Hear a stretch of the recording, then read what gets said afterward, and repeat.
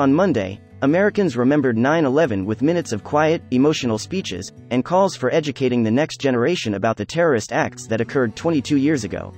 For those of us who lost loved ones on that day, it still occurs.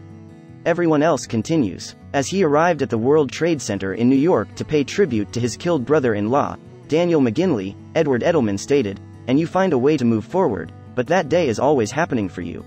Speaking at a military installation in Anchorage, Alaska, President Joe Biden asked citizens to band together to defend democracy.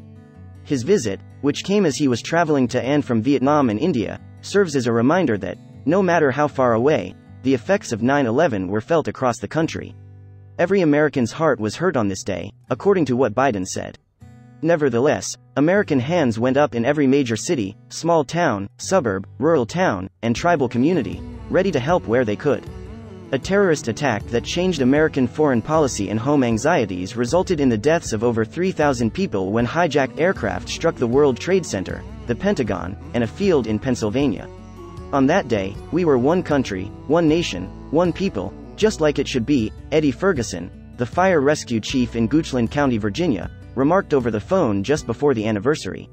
The 25,000-person county, which is primarily rural, has a September 11th memorial and holds two commemorations of the anniversary, one commemorating first responders and the other all the fatalities.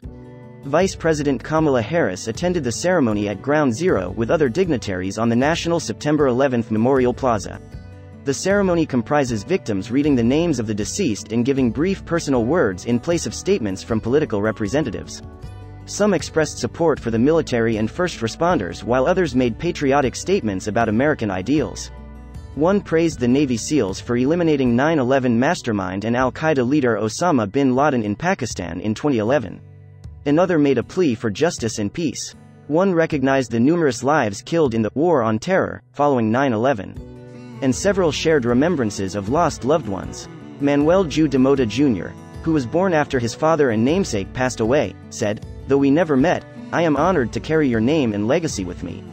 For Gabrielle Gabrielli, reading names is the biggest honor of my life." Richard Gabrielle, her godfather and uncle, passed away.